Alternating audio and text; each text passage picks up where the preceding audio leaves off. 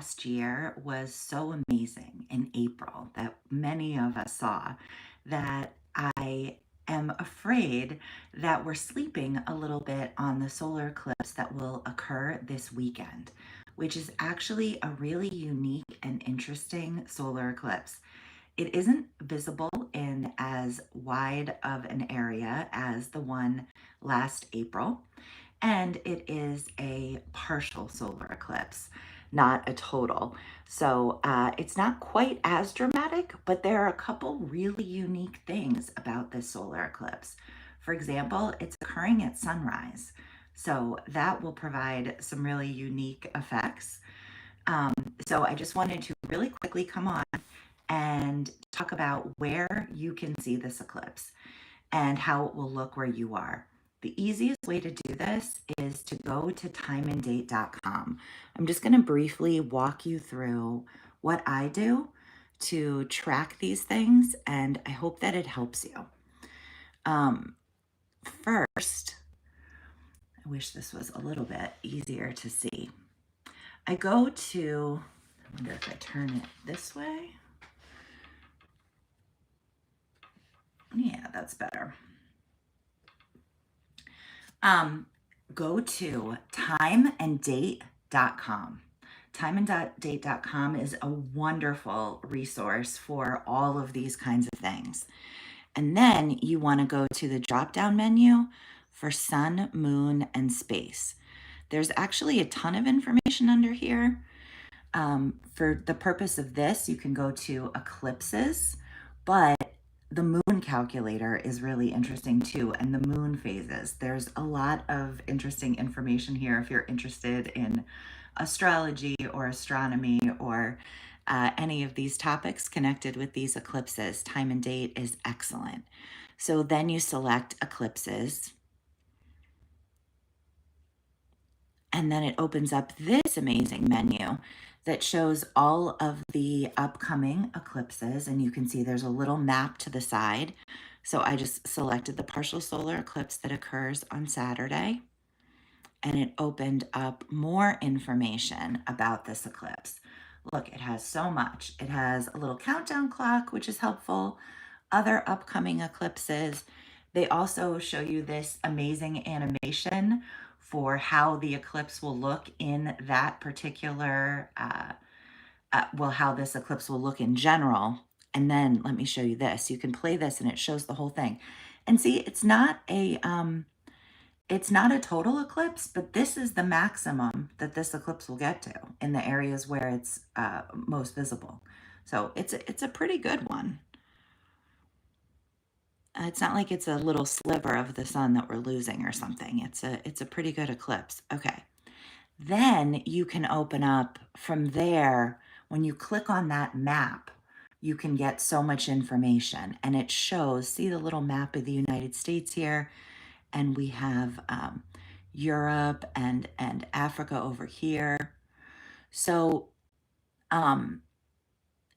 mostly it's visible in the water. But if you're in the States, in New England, it's visible where we are. And also, obviously, some parts of Canada, some parts of Europe. I think it's worth it even within that little band.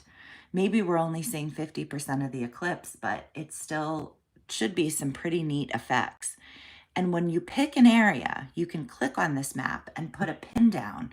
I put it down in Boston, and it shows you exactly the amount of the eclipse that will occur there, right? We've got 42%, the duration, exactly when it starts and exactly when it stops.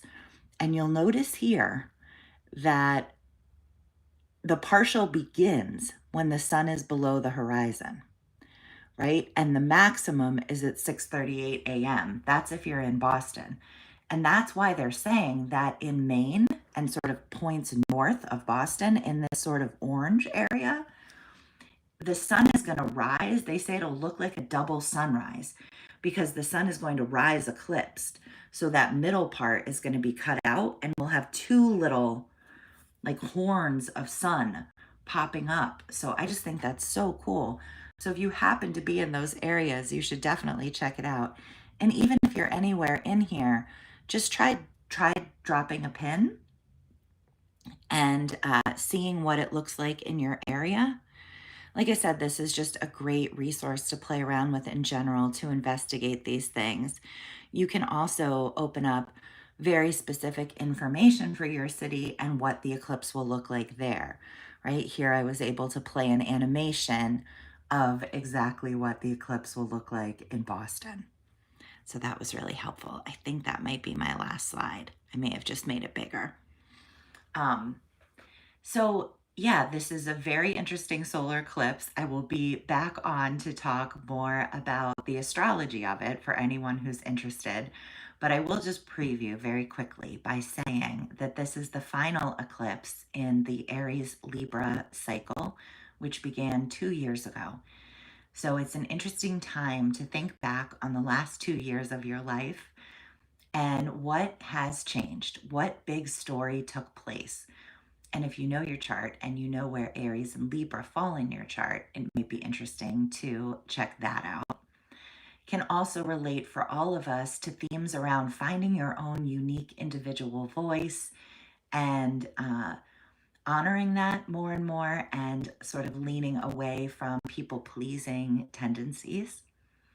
And I also want to say that the very next day after this eclipse, Neptune enters Aries. So Neptune changing signs right after an eclipse is significant in and of itself.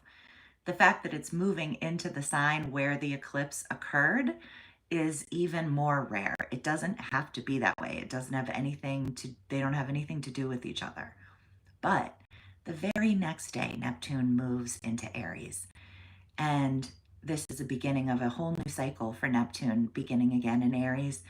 And Neptune hasn't been there since the 1860s. So this is a significant eclipse and worth observing. If you happen to be up very early on Saturday morning in that sort of New England region, if you're out somewhere on the Atlantic or in Europe, but check out timeanddate.com for a lot more information. Have a great day. I'll be back again tomorrow.